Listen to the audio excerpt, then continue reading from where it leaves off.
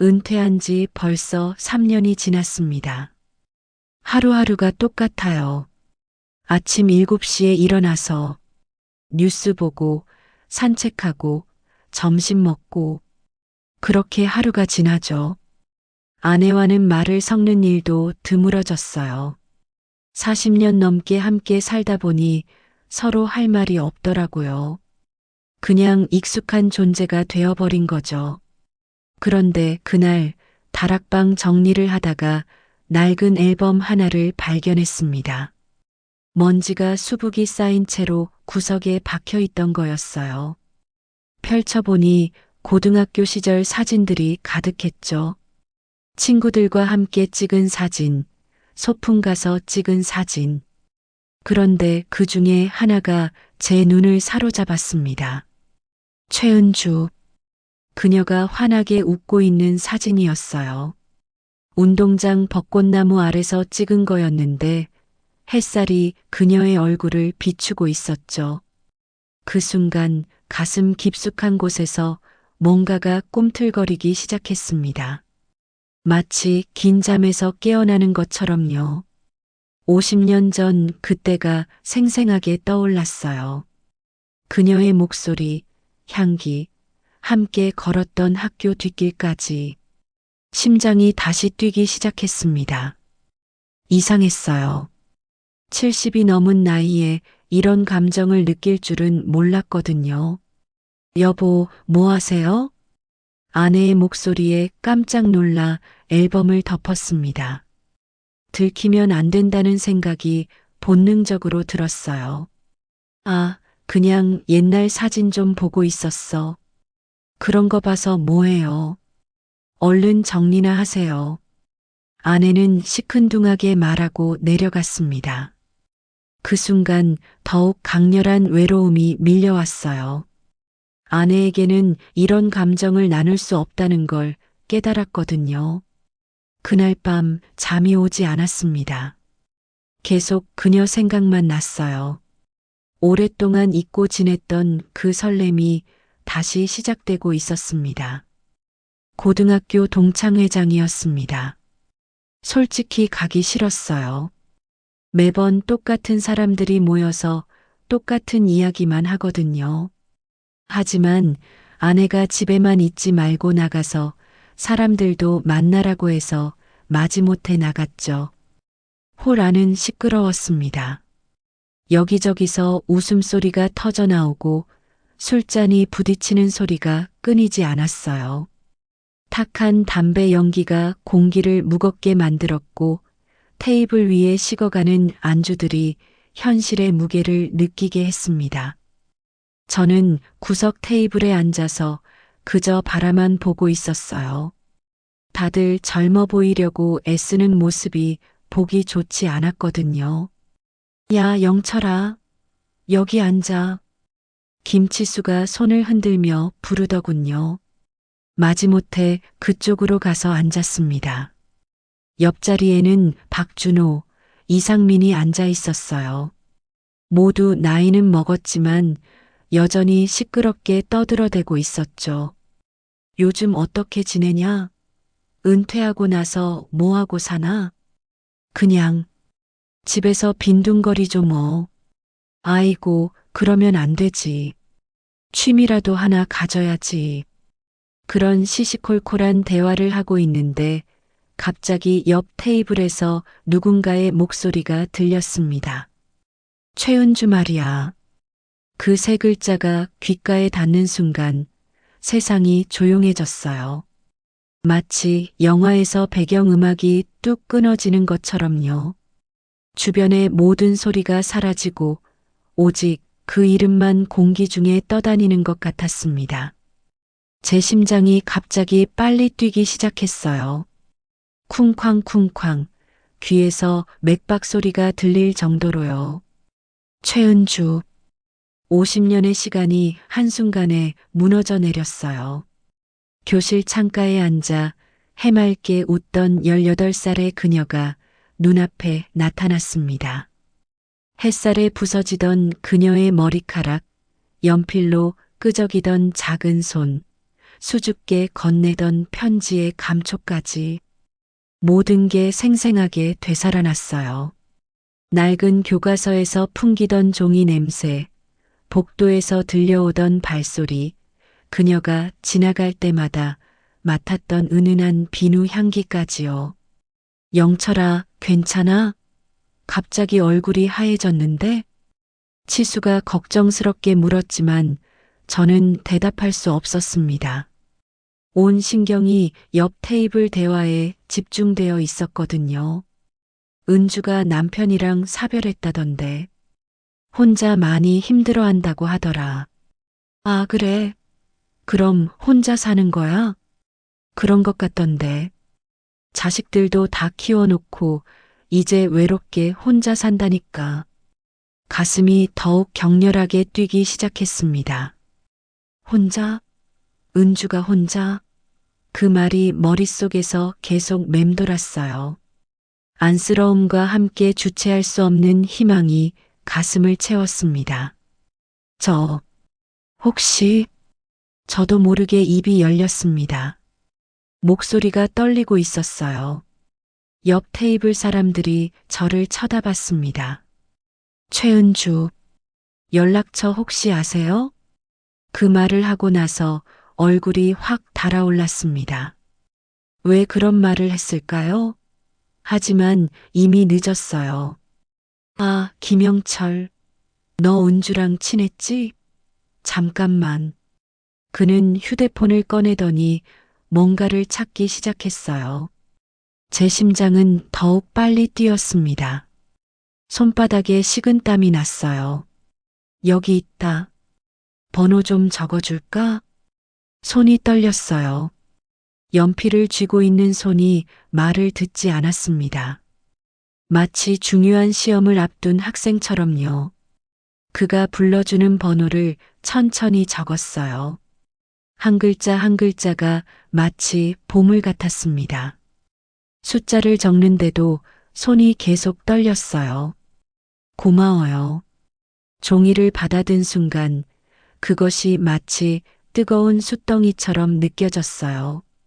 손바닥이 화끈거렸습니다. 이건 단순한 종이가 아니었어요. 50년 만에 재회로 이어질 수 있는 달이었고, 동시에 아내에게는 절대 말할 수 없는 비밀이었죠. 잊고 살았던 삶의 활력과 설렘이 담긴 열쇠 같은 거였어요. 집에 돌아가는 길, 주머니 속 종이를 계속 만지작거렸습니다. 왜 이러고 있는 걸까요? 그냥 옛 친구에게 안부 인사 한번 하는 것 뿐인데. 하지만 마음 한구석에서는 알고 있었어요. 이건 단순한 인사가 아니라는 걸요. 차가운 새벽 공기가 뺨을 스쳤지만 가슴은 뜨겁게 달아올라 있었습니다. 아내가 현관에서 기다리고 있었습니다. 어떻게 다녀왔어요? 그냥, 뭐 별일 없었어. 거짓말이었어요. 평생 아내에게 거짓말을 해본 적이 없었는데 말이죠. 그날 밤 잠이 오지 않았습니다. 은주의 번호를 적은 종이를 바라보며 온갖 상상에 빠져 있었죠. 50년 만의 재회는 과연 어떨까? 그녀는 나를 기억하고 있을까? 새벽 3시가 되어서야 잠이 들었습니다. 그리고 꿈속에서 다시 18살이 된 저와 은주를 만났어요. 깨어났을 때 베개가 눈물로 젖어 있었습니다. 일주일을 고민했습니다. 전화를 걸까 말까 하루에도 몇 번씩 마음이 바뀌었어요. 그 얇은 종이 한 장이 제 인생을 완전히 바꿔놓을 것 같은 두려움이 있었거든요. 하지만 동시에 50년 동안 잊고 지냈던 설렘이 다시 살아나는 것도 느꼈습니다. 마치 겨울 땅속에서 봄을 기다리던 새싹이 고개를 내미는 것처럼요. 드디어 용기를 냈습니다. 아내가 마트에 간 사이 떨리는 손으로 전화기를 들었어요. 여보세요? 50년 만에 듣는 그녀의 목소리였습니다. 많이 변했지만 여전히 따뜻했어요. 그 순간 가슴이 철렁했습니다. 저, 김영철입니다. 기억하세요? 잠시 침묵이 흘렀어요. 그 몇 초가 몇 시간처럼 길게 느껴졌습니다. 그러다가 놀란 목소리가 들렸어요. 영철이? 정말 영철이야? 네, 맞습니다. 세상에, 어떻게 연락처를 동창회에서 우연히 듣게 됐어요. 그렇게 50년 만에 대화가 시작됐습니다. 처음에는 어색했지만 금세 자연스러워졌어요. 마치 어제 헤어진 사이처럼요. 그녀의 목소리를 들으니 시간이 거꾸로 흐르는 것 같았습니다. 오랜 시간 기다려왔어요. 그녀가 그렇게 말했을 때 가슴이 쿵 내려앉았습니다. 기다려왔다고? 나를 50년 동안? 남편분은 언제? 3년 전에 돌아가셨어요. 암이었는데 고생 많이 하다 갔죠. 목소리가 슬퍼졌어요. 저도 마음이 아팠습니다. 그녀가 혼자서 얼마나 외로웠을지 상상이 됐거든요. 많이 힘드셨겠어요. 혼자 있으니까 예전 생각이 많이 나더라고요. 특히 영철이 생각이. 또 가슴이 뛰었어요. 나를 생각했다니. 50년이 지났는데도 저도 가끔 생각했습니다. 정말 만나서 얘기할까요? 그 제안에 주저없이 답했어요. 마치 목마른 사람이 물을 보는 것처럼요. 좋습니다. 토요일 오후 2시 강변공원에서 만나기로 했습니다. 전화를 끊고 나서 거울을 봤어요. 70이 넘은 할아버지가 보였지만 마음만은 20살 청년 같았습니다. 혈관을 타고 흐르는 피가 뜨거워지는 걸 느꼈어요. 하지만 문제가 있었습니다. 아내에게 거짓말을 해야 했어요. 평생 정직하게 살아온 제가 말이죠. 토요일에 치수랑 만나기로 했어. 갑자기 왜? 그냥 오랜만에 둘이 얘기 좀 하자고 하더라고. 아내는 별 관심 없다는 듯 고개를 끄덕였습니다. 그게 더 죄스러웠어요.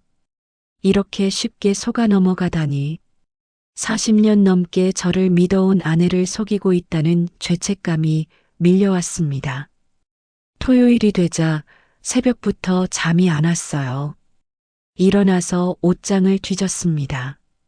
평소에는 아무거나 입고 나갔는데 이상하게 신경이 쓰이더라고요. 면도도 2번이나 했어요. 향수까지 뿌렸습니다. 거울 속에 제 모습이 낯설었어요. 마치 젊은 시절로 돌아간 것 같았거든요. 강변공원에 30분 일찍 도착했습니다. 벤치에 앉아서 기다리는데 심장이 터질 것 같았어요. 혹시 그녀가 안 올까봐, 혹시 실망할까봐 온갖 걱정이 머릿속을 맴돌았습니다. 그때 멀리서 익숙한 실루엣이 보였어요. 50년이 지났지만 한눈에 알아볼 수 있었습니다. 그녀의 걸음걸이, 어깨 라인, 모든 게 기억 속 그대로였어요.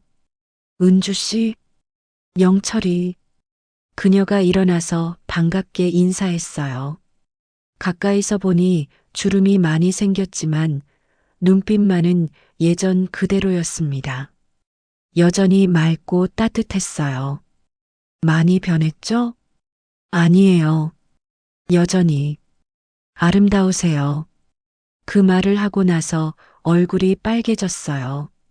70이 넘어서 이런 말을 하다니. 영철이도 멋있어졌어요. 나이가 들어도 품위가 있네요. 우리는 벤치에 앉아 이런저런 얘기를 나눴습니다. 자식들 이야기, 건강 이야기, 그리고 옛날 추억까지. 시간이 어떻게 흘러갔는지 모를 정도였어요. 그녀와 함께 있으니 세상의 모든 것이 사라지는 것 같았습니다. 오직 우리 둘만 존재하는 것처럼요. 그녀는 여전히 순수했어요. 첫사랑 때의 그 맑은 모습 그대로였습니다. 남편을 잃고 혼자 지내는 것이 얼마나 힘든지, 자식들이 멀리 살아서 얼마나 외로운지, 그 이야기를 들으니 가슴이 미어졌어요. 다음에 또 만날까요? 그녀가 먼저 제안했을 때 저는 주저없이 대답했습니다. 네, 꼭요. 집에 돌아와서도 기분이 이상했어요. 마치 구름 위를 걷는 것 같았습니다. 오랫동안 잊고 지냈던 감정이 되살아나고 있었어요. 60대가 되어서도 이런 설렘을 느낄 수 있다는 게 신기했습니다. 어떻게 다녀왔어요? 아내가 물었지만 대답하기가 어려웠습니다. 그냥 잘 다녀왔어. 또 거짓말이었어요. 하지만 어쩔 수 없었습니다. 이 기분을 아내와 나눌 수는 없었거든요. 그날 밤 다시 잠이 오지 않았습니다. 은주와의 만남이 계속 머릿속을 맴돌았어요. 그녀의 웃음소리, 향기, 따뜻한 목소리까지 50년 만에 되찾은 이 감정을 놓치고 싶지 않았습니다. 그 후로 우리의 만남은 계속됐습니다. 일주일에 한 번, 때로는 두 번씩도 매번 다른 장소에서 만났어요. 카페, 공원, 박물관. 아내에게는 계속 거짓말을 했습니다. 친구들과 만난다고, 병원에 간다고, 도서관에 간다고. 거짓말이 점점 자연스러워지는 제 자신이 무서웠어요. 하지만 은주와 함께 있는 시간만큼은 정말 행복했습니다. 50년 전 그때처럼 설레고 가슴이 뛰고 세상이 아름다워 보였어요. 마치 죽어가던 나무에 물을 준 것처럼 제 안에 잠들어 있던 활력이 되살아났습니다. 영철아, 나 때문에 힘들지 않아? 은주가 걱정스럽게 물었어요. 카페에서 마주 앉아 커피를 마시고 있었는데 그녀의 눈가에 걱정이 어려 있었습니다. 무슨 소리야? 오히려 나는 너를 만나서 다시 살아가는 것 같아. 정말 그랬어요. 은주를 만나기 전에는 그저 하루하루를 때우며 살고 있었거든요. 하지만 이제는 다음 만남을 기다리는 즐거움이 있었습니다. 아침에 일어나는 것도, 옷을 고르는 것도 모든 게 의미가 있어졌어요. 그래도 부인한테 미안하지 않아? 그 말에 가슴이 찔렸어요. 물론 아내에게 미안했습니다. 하지만 이 감정을 포기할 수는 없었어요. 미안하긴 하지. 하지만 이건 사랑이야, 은주야. 그 말을 하고 나서 저도 놀랐어요. 사랑이라니. 70이 넘은 나이에 사랑을 한다고? 은주는 슬픈 미소를 지었습니다. 나도 영철이를 사랑해. 50년 전부터 계속. 그 말에 가슴이 뛰었어요. 그녀도 나를 사랑한다니. 50년 동안 계속. 그럼 우리 계속 만나자. 응. 그때부터 저는 은주에게 더 많은 것을 해주고 싶었어요. 혼자 사는 그녀가 불편하지 않도록, 외롭지 않도록, 비싼 레스토랑에서 식사를 대접하고 예쁜 옷을 사주고 꽃도 선물했습니다. 처음에는 부담스러워하던 은주도 점점 받아주기 시작했어요. 영철이가 이렇게까지 해줄 필요 없는데 내가 하고 싶어서 하는 거야. 그동안 못 해준 걸 지금이라도 해주고 싶어? 정말 그랬어요. 50년 전에 못 해준 것들, 그때 표현하지 못했던 마음들을 지금이라도 보여주고 싶었습니다. 돈이 문제가 아니었어요. 그녀가 행복해하는 모습을 보는 것만으로도 충분했거든요. 하지만 문제는 돈이었습니다. 한 달에 들어가는 돈이 만만치 않았어요. 비싼 식당, 선물, 택시비. 은퇴 후 연금으로 살고 있는 저에게는 부담스러운 금액이었죠. 통장에서 돈을 빼기 시작했습니다. 처음에는 적은 금액이었지만 점점 늘어났어요. 50만 원, 100만 원, 200만 원. 하지만 은주와 함께 있는 시간만큼은 그 모든 것이 가치 있다고 생각했습니다. 오늘도 정말 행복했어. 은주가 그렇게 말할 때마다 가슴이 뿌듯했어요. 내가 그녀를 행복하게 해주고 있다는 것만으로도 충분했습니다. 50년 전에는 할 수 없었던 일들을 지금 하고 있다는 것이 자랑스럽기까지 했어요. 아내에게는 계속 거짓말을 했습니다. 병원비가 많이 나왔다고, 친구들과 여행을 갔다고, 차를 수리했다고. 거짓말이 점점 정교해졌어요. 마치 이중생활의 전문가가 된 것처럼요. 하지만 마음 한구석에서는 불안했습니다. 언젠가는 들킬 텐데. 그럼 어떻게 되는 걸까? 하지만 그런 생각들은 은주를 만나는 순간 모두 사라졌어요. 그녀와 함께 있으면 세상의 모든 걱정이 잊혀졌거든요. 영철이 덕분에 다시 살 것 같아. 정말 고마워. 은주의 그 말이 제게는 최고의 보상이었습니다. 돈이 아깝지 않았어요. 오히려 더 많이 해주고 싶었습니다. 그녀가 웃는 모습을 보면 모든 게 보람찼거든요. 하지만 현실은 달랐습니다. 통장 잔고는 점점 줄어들고 있었고 아내의 의심스러운 눈빛은 날로 깊어져 갔어요. 위험한 줄다리기가 시작되고 있었습니다. 김순자, 저의 아내입니다. 40년 넘게 함께 살면서 남편의 모든 것을 알고 있다고 생각했어요. 그의 습관, 성격, 심지어 잠꼬대까지도. 하지만 요즘 뭔가 이상했습니다. 남편이 달라졌어요. 미묘하게, 하지만 분명히. 처음에는 착각인가 싶었는데 시간이 갈수록 확신이 섰습니다. 40년을 함께 산 여자의 직감이란 건 무시할 수 없거든요. 먼저 옷차림이 달라졌어요. 평소에는 집에서 입던 낡은 옷을 며칠씩 입고 다녔는데 요즘에는 외출할 때마다 깔끔하게 차려입었습니다. 면도도 자주 하고 향수까지 뿌리더라고요. 70이 넘은 할아버지가 왜 갑자기. 그리고 휴대폰이었습니다. 예전에는 전화 오는 것도 귀찮아하던 사람이 요즘에는 휴대폰을 손에서 놓지 않았어요. 문자가 오면 얼굴이 환해지고 제가 다가가면 슬쩍 화면을 가리더라고요. 화장실에 갈 때도 휴대폰을 들고 가고 잘 때도 베개 밑에 넣어둡니다. 여보, 누구한테서 연락 왔어요? 물어보면 대답이 애매했어요. 아, 그냥 친구야. 어떤 친구요? 동창회에서 만난 사람. 더 자세히 물어보려고 하면 화제를 돌리거나 자리를 피했습니다.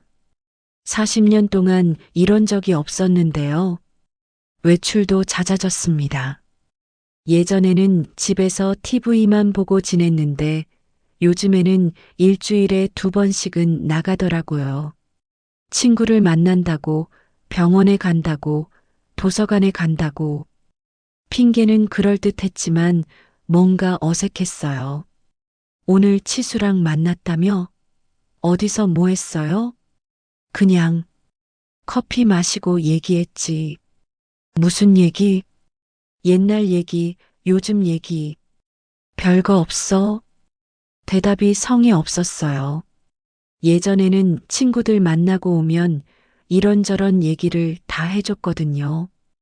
그런데 요즘에는 물어봐도 대충 넘어가려고만 했습니다. 그러던 어느 날 결정적인 순간이 왔어요. 은행에서 정기예금 만기 통지서가 왔는데 확인해 보니 금액이 맞지 않았습니다. 분명히 7천만 원이 있어야 하는데 2천만 원밖에 없었어요. 가슴이 철렁했습니다. 돈이 어디로 간 거죠? 혹시 은행에서 실수한 건가 싶어서 다른 통장들도 확인해 봤는데 문제는 더 심각했어요. 여러 통장에서 돈이 조금씩 빠져나가고 있었습니다. 손이 떨렸어요. 이런 일이 40년 결혼 생활에서 처음이었거든요. 남편은 평생 돈 관리를 저에게 맡겨뒀는데 제 모르게 돈을 빼간 거였어요. 여보, 남편을 불렀지만 대답이 없었습니다.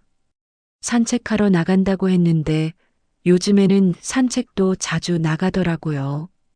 예전에는 집에서 꼼짝도 안 하던 사람이 그날 밤 남편이 돌아오기를 기다렸습니다. 가슴이 두근거렸어요. 뭔가 중대한 일이 벌어지고 있다는 걸 직감했거든요. 어디 다녀왔어요? 산책했다고 했잖아. 오래 하셨네요. 3시간이나. 그냥 멀리까지 갔다 왔어.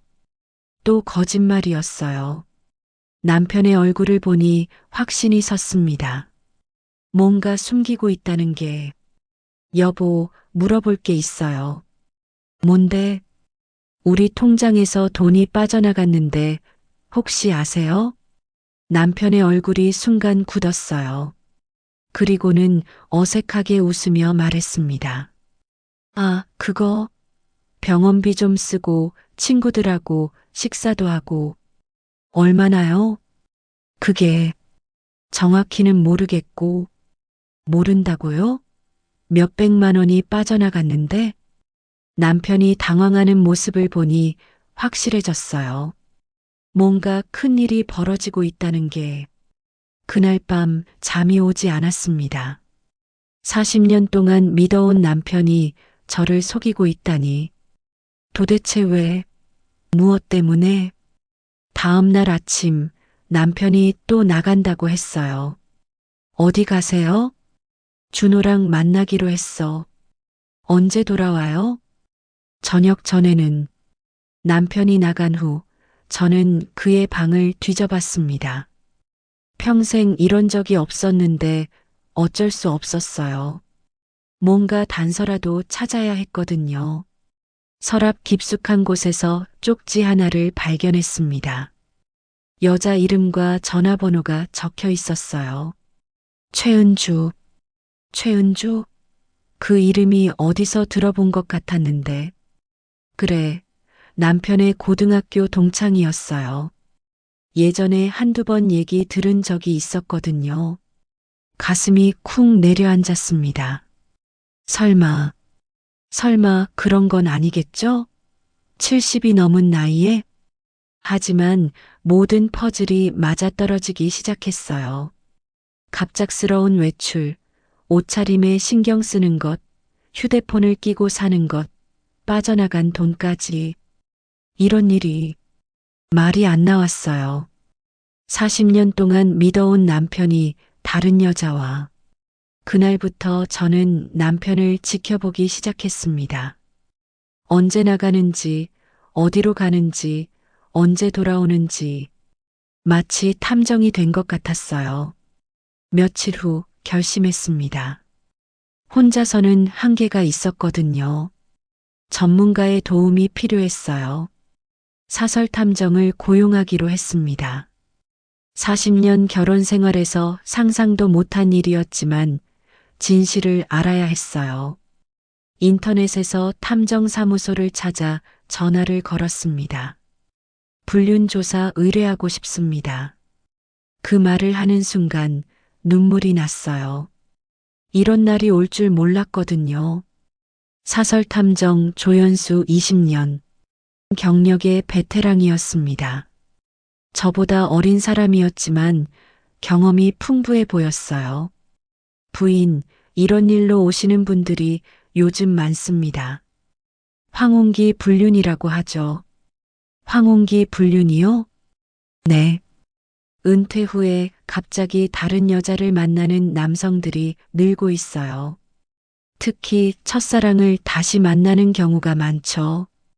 탐정의 말에 가슴이 더욱 쓰라렸습니다. 첫사랑이라니. 어떻게 조사하세요? 우선 남편분의 동선을 파악해야 합니다. 언제 어디서 누구와 만나는지, 어떤 활동을 하는지, 모든 걸 기록할 거예요. 얼마나 걸리나요? 보통 일주일이면 충분합니다. 확실한 증거를 잡을 수 있어요. 일주일. 그 시간이 엄청나게 길게 느껴졌습니다. 탐정은 첫 번째 보고를 사흘 후에 해왔어요. 부인, 남편분이 최은주라는 여성과 정기적으로 만나고 있습니다. 정기적으로요? 네. 일주일에 2번 정도. 주로 카페나 레스토랑에서 만나죠. 사진을 보여줬어요. 남편이 한 여자와 마주 앉아 있는 모습이었습니다. 70이 넘은 나이에 연인처럼 마주보고 앉아 있더라고요. 이 여자가 최은주 69세입니다. 3년 전에 남편과 사별했고 현재 혼자 살고 있어요. 사진 속 여자를 보니 화가 났습니다. 분명 예전에는 예뻤을 것 같은 얼굴이었어요. 지금도 나이에 비해 단정하게 꾸미고 있었고요. 더 있나요? 이건 어제 찍은 건데. 다음 사진은 더 충격적이었어요. 남편이 그 여자에게 목걸이를 사주는 모습이었습니다. 비싼 것 같아 보였어요. 이 목걸이 얼마짜리인지 아세요? 대략 50만 원 정도 될 것 같습니다. 50만 원. 우리 한 달 생활비였어요. 그걸 다른 여자에게 선물로.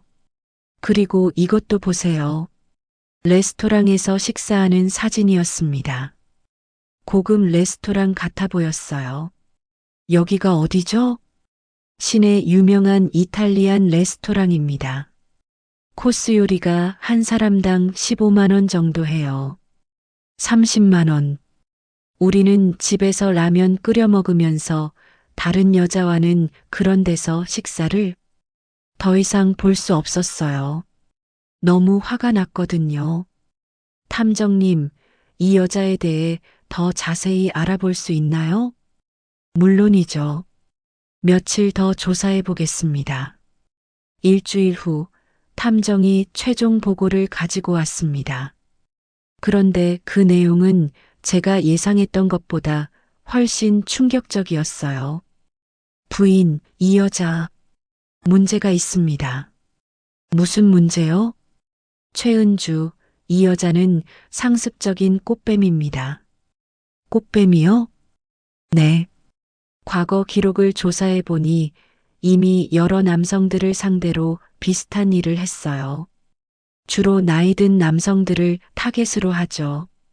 탐정이 보여준 자료는 충격적이었습니다. 최은주의 과거 행적, 피해자들 명단, 그리고 수법까지. 첫사랑을 만난 척하면서 접근해서 돈을 뜯어내는 게 이 여자의 수법입니다. 남편분도 완전히 당하고 계신 거예요. 머리가 멍해졌어요. 남편이 진짜 사랑한다고 생각했던 여자가 전문적인 사기꾼이었다니. 지금까지 얼마나 뜯어갔을까요? 추정으로는 5천만 원 이상일 겁니다. 앞으로 더 요구할 가능성도 높고요. 5천만 원. 우리가 평생 모은 돈이었는데 어떻게 해야 하죠? 현장을 급습하는 게 가장 확실합니다. 결정적인 순간에 나타나서 모든 걸 폭로하는 거죠. 언제요? 내일 오후 2시에 시내 카페에서 만날 예정입니다. 그때 들이닥치면 돼요. 그날 밤 잠이 오지 않았습니다. 40년 동안 믿어온 남편이 꽃뱀에게 속아서 우리 재산을 갖다 바치고 있었다니. 분노와 배신감, 그리고 한편으로는 남편이 불쌍하기도 했어요. 하지만 이제 끝내야 했습니다. 더 이상 당할 수는 없었거든요. 다음 날 오후 탐정과 함께 그 카페로 향했습니다. 가슴이 쿵쾅쿵쾅 뛰었어요. 40년 결혼 생활의 마지막 순간이 될지도 모른다는 생각이 들었거든요. 카페 앞에 도착했을 때 창문을 통해 안이 보였습니다. 남편과 그 여자가 마주 앉아 있었어요. 남편이 뭔가를 건네주고 있었고 여자는 환하게 웃고 있었습니다. 들어가시죠. 탐정의 말에 고개를 끄덕였습니다. 이제 모든 걸 끝낼 시간이었어요. 카페 문을 열고 들어가는 순간 심장이 터질 것 같았습니다. 40년 결혼 생활에서 이런 순간이 올 줄은 꿈에도 몰랐어요. 남편과 그 여자는 구석 테이블에 앉아 정답게 이야기를 나누고 있었습니다. 가까이 다가가니 대화가 들렸어요. 은주야, 이거 받아. 남편이 작은 상자를 건네고 있었습니다. 분명 또 비싼 선물이겠죠. 영철이, 이런 거 자꾸 사주면 안 돼. 미안해서 어떡해. 괜찮아. 내가 하고 싶어서 하는 거야. 더 이상 참을 수 없었어요. 이런 더러운 짓을 하고 다녔어. 제 목소리가 카페 전체에 울려 퍼졌습니다. 순간 모든 손님들이 저희를 쳐다봤어요. 남편은 깜짝 놀라서 벌떡 일어났고 그 여자는 얼굴이 새하얗게 변했습니다. 순자야? 너 왜 여기 있냐고요? 내 남편이 다른 여자와 바람 피우는 현장을 보러 왔죠. 손님들이 웅성거리기 시작했어요. 다들 무슨 일인가 하고 쳐다보고 있었습니다. 순자야, 진정해. 여기는 사람들이 진정하라고요? 40년 동안 나를 속이고 이런 짓을 하면서 참았던 화가 한꺼번에 터져 나왔어요. 뺨을 후려치고 싶었지만 참았습니다. 대신 탐정을 불렀어요. 조 탐정님, 설명 좀 해주세요. 탐정이 나서서 서류 뭉치를 테이블에 내려놓았습니다. 최은주 씨, 이게 뭔지 아시죠? 그 여자가 서류를 보더니 얼굴이 더욱 하얘졌어요. 이 여자는 상습적인 꽃뱀입니다. 지금까지 여러 남성들을 상대로 같은 수법을 써왔어요. 남편이 멍한 표정으로 탐정을 바라봤습니다. 무슨 소리야? 은주는 내 첫사랑이야. 순수하다고요? 이 서류들을 보세요. 과거 피해자들 명단입니다. 탐정이 사진들을 하나씩 보여줬어요. 최은주가 다른 남자들과 찍은 사진들이었습니다. 똑같은 방식으로 접근해서 돈을 뜯어낸 기록들이 있었어요. 이건 말이 안 돼. 남편이 중얼거렸지만 증거는 확실했습니다. 그리고 이건 최은주 씨의 진짜 신분증입니다. 탐정이 꺼낸 것은 신분증 사본이었어요. 거기에는 다른 이름이 적혀 있었습니다. 진짜 이름은 박미란. 최은주는 가명이에요. 가명이라고? 남편의 목소리가 떨렸어요. 그리고 이건 은행 통장 내역입니다. 김영철 씨에게서 받은 돈들이 모두 기록되어 있어요. 탐정이 보여준 통장에는 남편이 준 돈들이 정확히 기록되어 있었습니다. 500만 원, 1000만 원, 300만 원. 총 5천만 원이 넘었어요. 그 여자가 갑자기 일어나더니 도망치려고 했습니다. 어디 가요? 제가 팔을 잡았지만 그 여자는 뿌리치고 카페 밖으로 뛰어나갔어요. 탐정이 뒤쫓아갔지만 이미 늦었습니다. 남편은 자리에 앉은 채 멍하니 있었어요.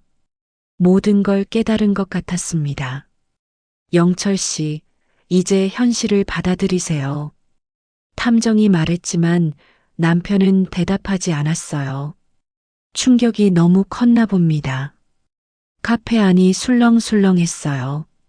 다른 손님들이 저희를 쳐다보며 수군거렸습니다. 창피했지만 어쩔 수 없었어요.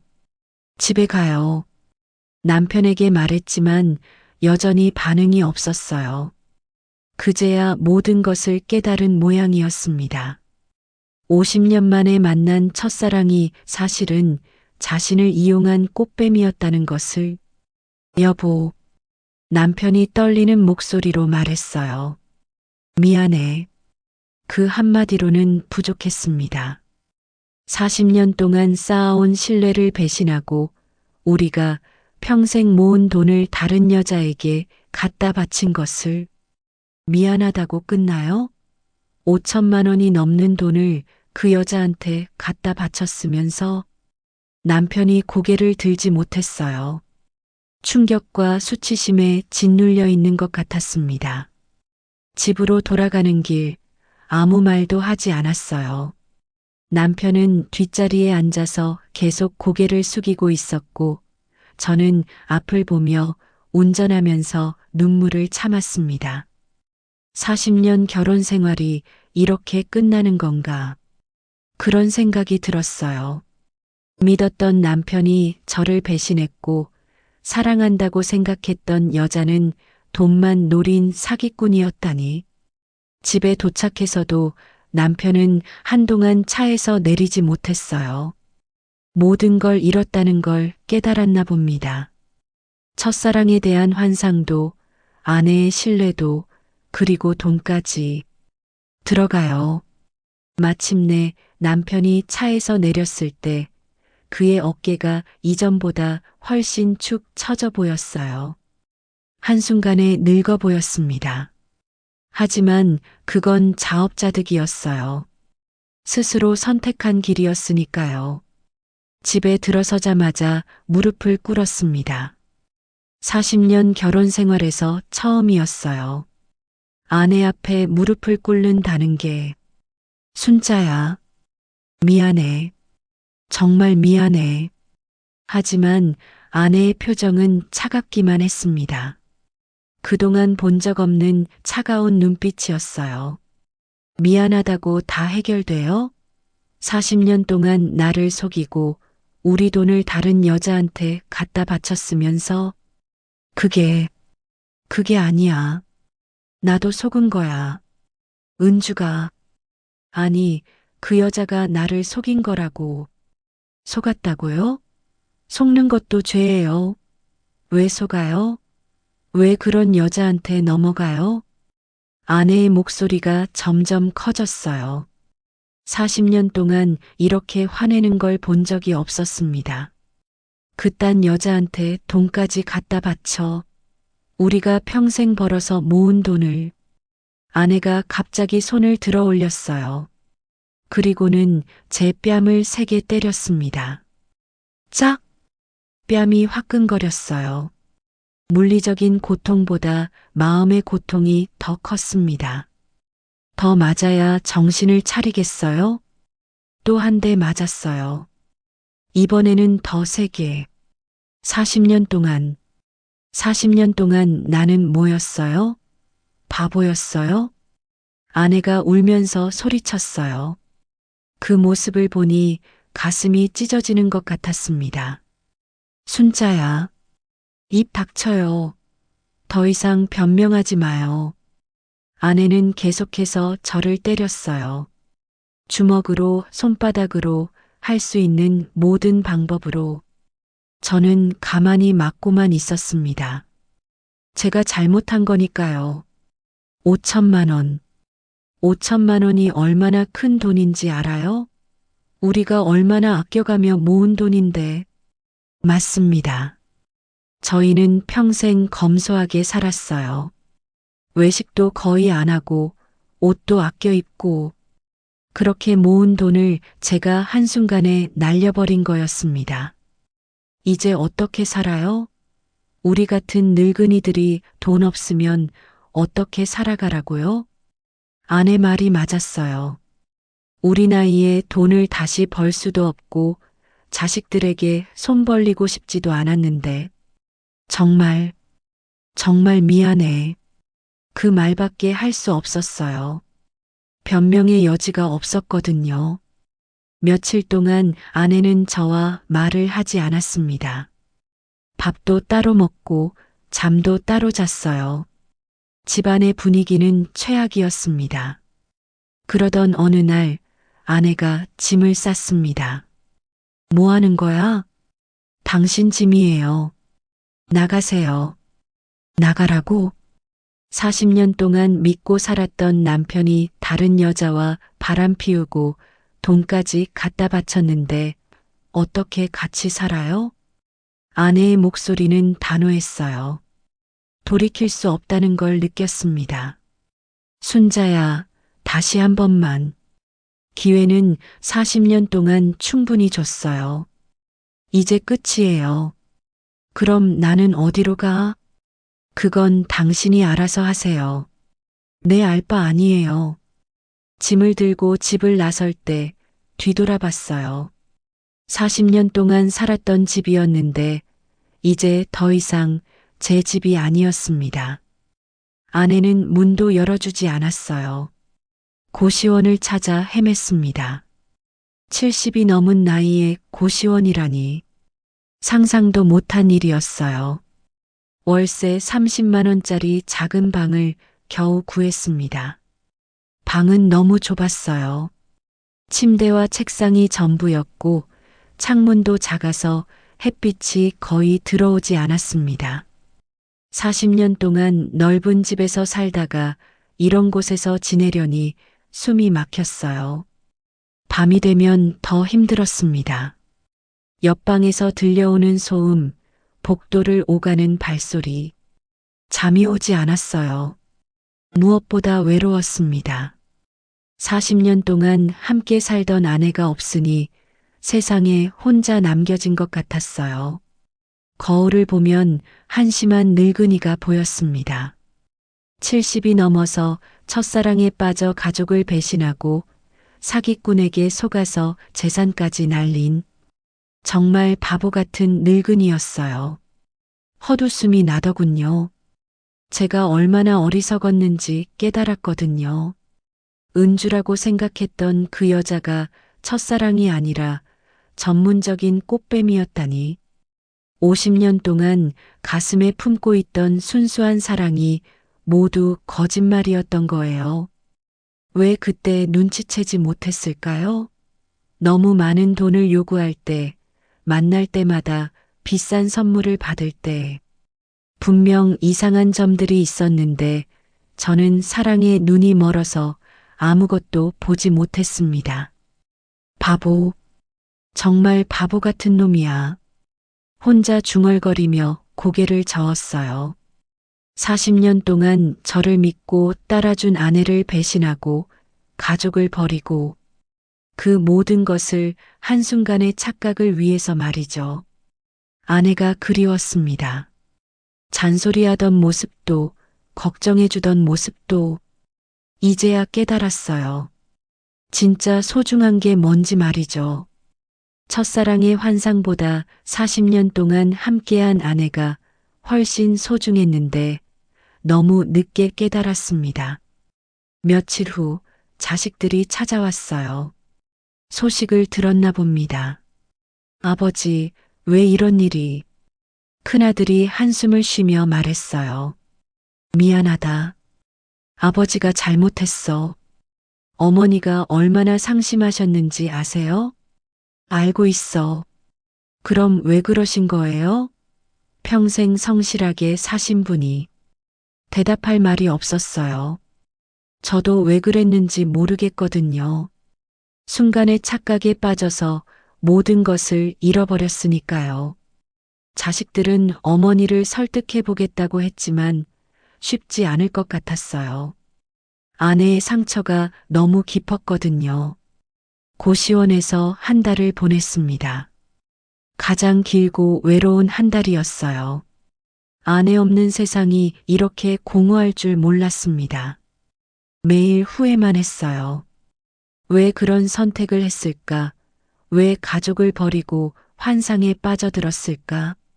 그러던 어느 날 아내에게 편지를 썼습니다. 순자야, 미안해. 정말 미안해. 내가 얼마나 바보였는지 이제야 깨달았어. 40년 동안 고마웠고 사랑했어. 혹시 기회가 된다면 다시 한번 기회를 주면 안 될까? 편지를 보내고 나서 매일 기다렸어요.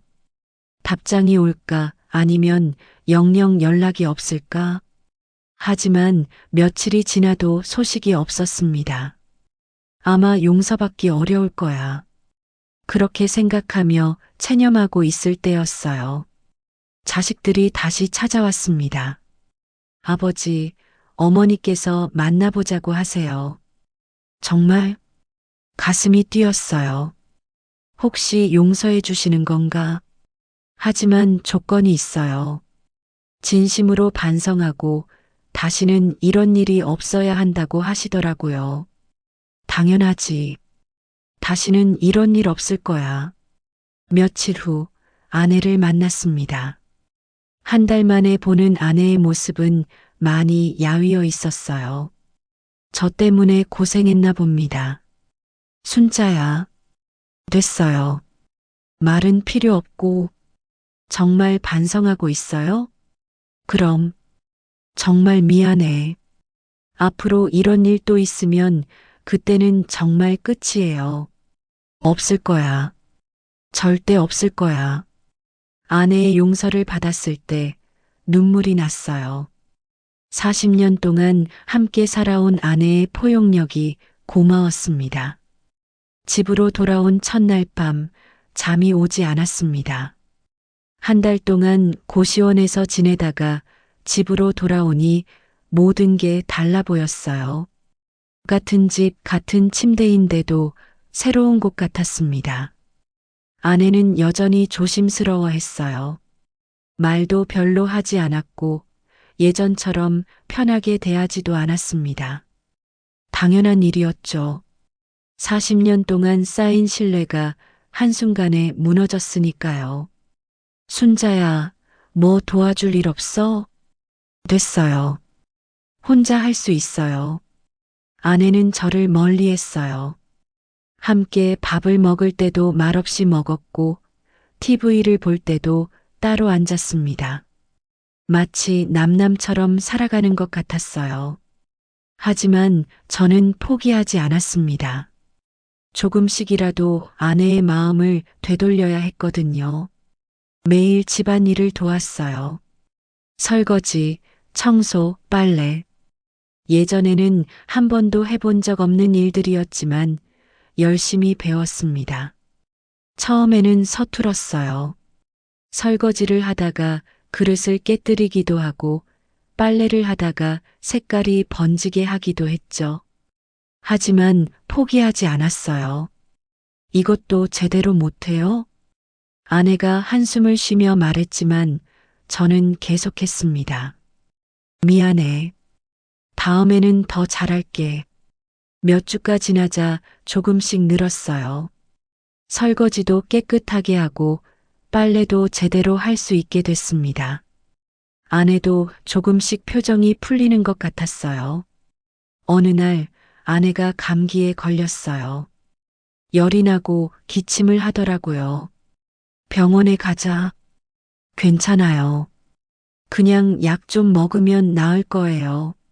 하지만 저는 약국에 가서 감기약을 사왔어요. 그리고 죽을 끓여서 갖다 드렸습니다. 먹어봐. 몸에 좋을 거야. 죽을 끓일 줄 알았어요? 유튜브에서 배웠어. 아내가 작은 미소를 지었어요. 한 달 만에 처음 보는 미소였습니다. 맛있네요. 정말? 응. 그 순간 가슴이 따뜻해졌어요. 아내가 조금씩 마음을 열고 있다는 걸 느꼈거든요. 그 후로 더욱 열심히 노력했습니다. 매일 집안일을 도왔고 아내가 좋아하는 음식도 만들어 봤어요. 처음에는 실패했지만 계속 연습했습니다. 자식들도 가끔 찾아왔어요. 처음에는 어색했지만 시간이 지나면서 자연스러워졌습니다. 아버지 많이 달라지셨네요. 어떻게? 더 부지런해지셨어요. 집안일도 하시고. 그래야지. 어머니 혼자 다 할 수는 없잖아. 자식들이 웃으며 말했어요. 어머니도 아버지가 달라지셨다고 하시더라고요.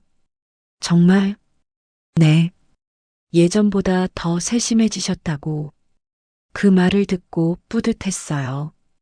아내가 저의 변화를 인정해주고 있다는 뜻이니까요.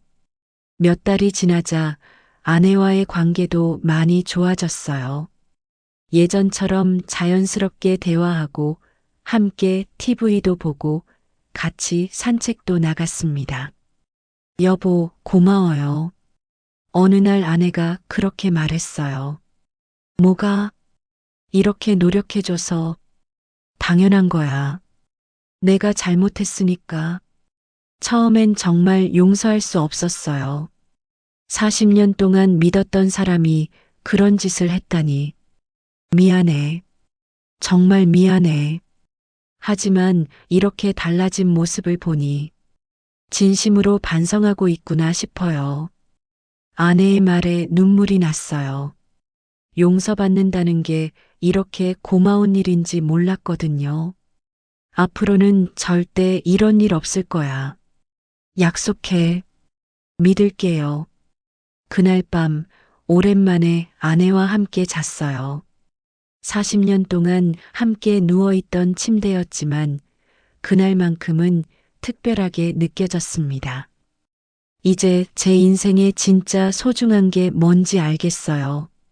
첫사랑의 환상이 아니라 40년 동안 함께해온 아내, 그리고 가족이었습니다.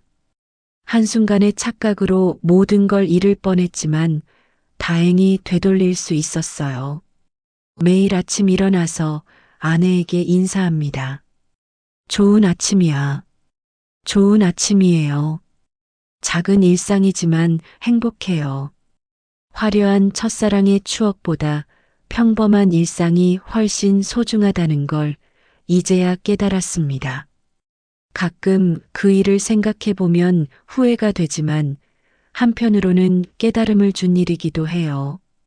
진짜 소중한 게 뭔지, 진짜 사랑이 뭔지 배웠거든요. 아내와 함께 남은 인생을 살아가겠습니다. 더 이상 다른 곳을 바라보지 않고 옆에 있는 사람의 소중함을 잊지 않으면서요.